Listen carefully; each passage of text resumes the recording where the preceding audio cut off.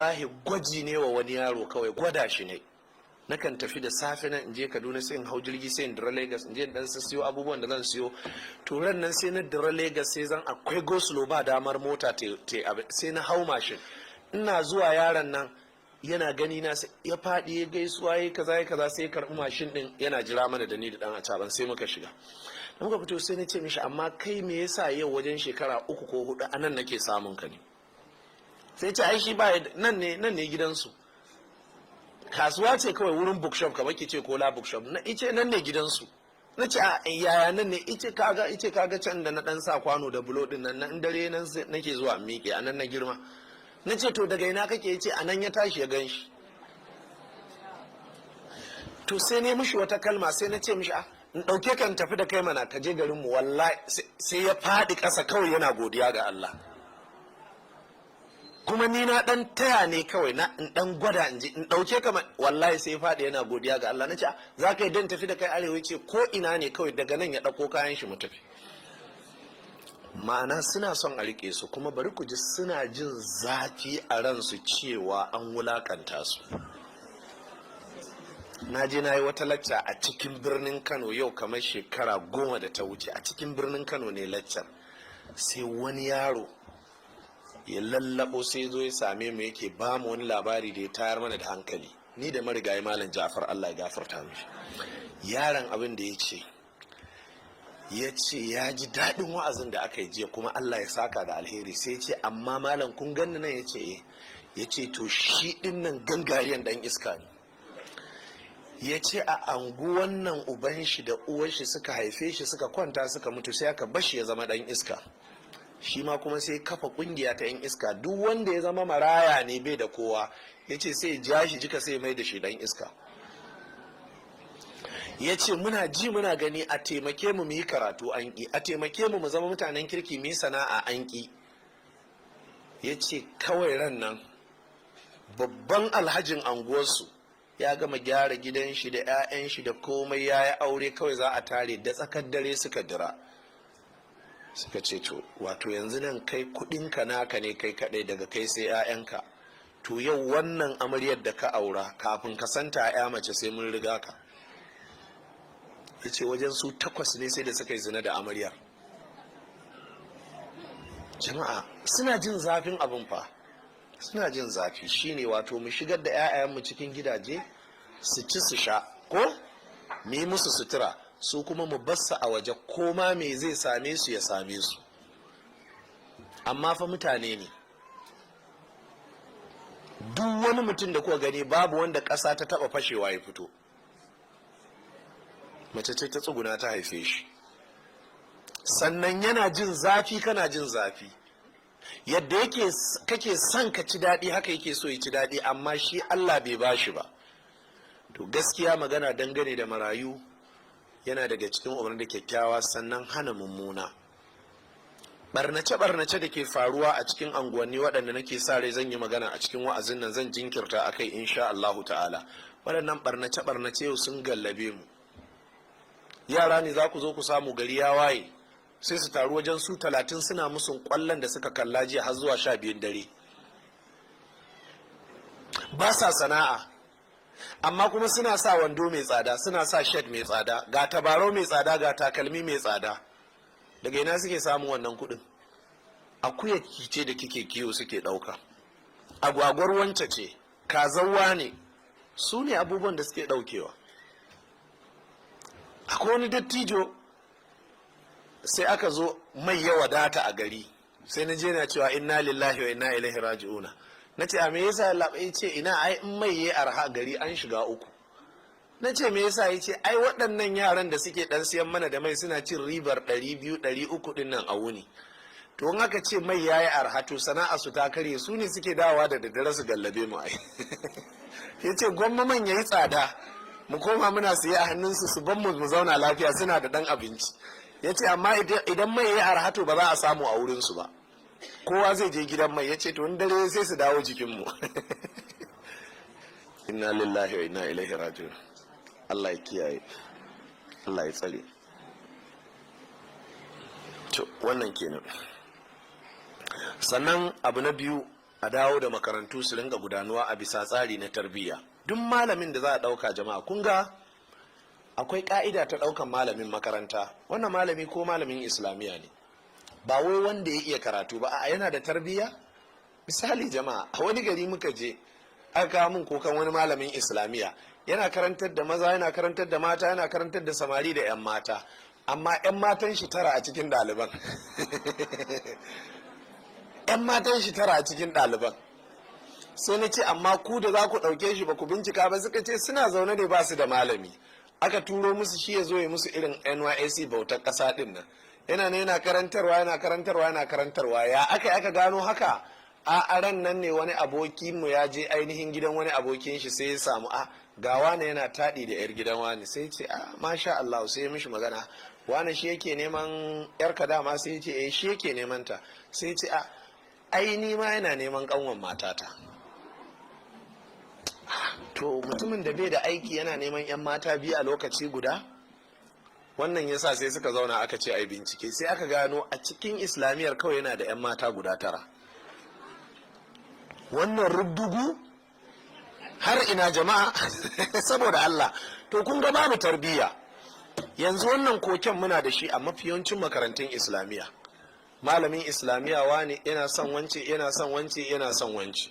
Sannan ana nan sai kuma ga wata sabuwar ɗaliba ita ma sai ce yana son ta. Wani lokacin sai ku ji ɗaliban suna faɗa a tsakaninsu, saboda ita budurwar malam ce, akwai dokokin da ba za su yi aiki a kanta ba. Ita ma wannan budurwar malam ce, akwai dokokin da ba za su yi aiki a kanta ba. Sai ku ga barna ta faru. Lallai ne sai an dubi tarbiyya jama'a. Ba ilimi kawai, ya iya karatun Qur'ani, ya iya tajwidi, ya iya kaza, yana da tarbiyya, domin amana za mu bashi. Allah maraukakin sarki ya taimake mu. Sannan gudanar da auratayya ko kuma tsarin auratayya a bisa tsarin Allah da annabawa tare da waiwaye, domin duban yadda magabata masu tarbiyya suka yi aure kuma suka aurar da 'ya'yansu da 'yan uwansu. Misali, annabi Ibrahim ya yi aure, haka ne ko ba haka ba? Haka ne. Kuma annabi Ibrahim ya ainihin wato yana da sirikai, wato ɗan shi Ismail. Sannan annabi Musa ya yi aure.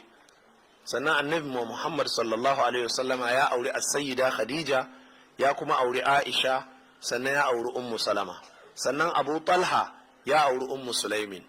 Waɗannan dukkansu misalai ne kaɗai na so in buga mana don in ainihin yi mana magana dangane da gudanuwar aure a bisa tsarin al'ada da boko da aiki irin ko kuma tsari irin na turawa ya saka mu a cikin matsala.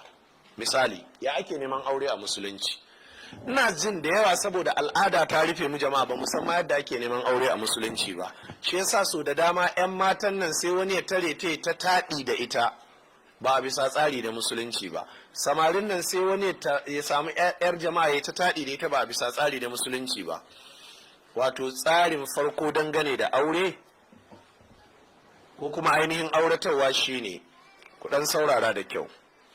Sanda duk kaga ya kana so, kafin kai mata maganar kana son ta, sai ka je ka sami ubanta ko waliyinta ko wanda take a hannun shi. But kaga ya wance kana so, zai yiwu a yi maka izini kai magana da ita? Sai a yi maka izini. To haka yi maka izini ba zuwa za ku laɓe a wani lungu ba 11 dare. A'a, ba haka ake yi ba. Haka yi maka izini zuwa za ka yi gidan. Zaure ne za ku zo ku zauna da kai da ita da wanta ko da ubanta ko da uwarta, ko a falo ne za dai a zauna tare da wani muharrabinta. Ita kuma a wannan ranar shigar da za ta yi ba shiga ce irin wannan da kuke ta hijabi da niƙabi da safa hannu da safa kafa da bakin tabarau dukkin lulluɓa jikinki ba. A'a, a wannan ranar za ta yi ado ne ta fito irin yadda take adon sallah tana yawo a cikin gida ba tare da hijabi ba, domin ta zo ne ta gan shi ma ya zo ya ganta ne. Shi ma kuma in ya tashi tafiya, ustazu ba tafiya zai irin yadda ustazai ba sa wanka baya goge riga ba. Kun san mafi yawancin ustazai ya kwana tahajjud, ya tashi da yawon bacci, kan shi bai taje shi ba, bai buroshin bakin shi ba, rigar shi duk ta yi sufurin. Ba zai tafi haka ba fa. Yawwa, zuwa zai yi wanka, ya gyara jiki, ya yi guga, ya canza riga, ya goge nan, ya share nan, saboda zai je ne shi ma a gan shi. Saboda ba zama ne za a irin na mala'iku ba. Mala'iku ya suke zama, yusabbihuna al-laila wan nahara la yafturuna. Ba zama za a yi ta tasbihi ba ko? zama za a ana ibada kuma ana rayuwa. A ƙarƙashin haka za a so ya ganta, za a so ta gan shi a bisa surar shi na ɗan adam, a bisa surar ta ɗan adam. Idan ya ga ta yi mishi sai bayyana bayan an tashi cewa to ta yi mishi ita ma to shi kenan. Abu na biyu sai a ba su lokaci su zo su sake zama don su tattauna, su daidaita, su fahimci junansu. Zama na uku sai mai sai aure. To amma ku sai ku ce ina ai ya kamata ya shekara 2 yana neman ta, ya zo su ta makalewa a lungu har 11 dare, kafa ta ɗauke, wai sai uban ya leko ya ce to shikenan idan zai tafi sai ki rufe kofa, to sai da safe.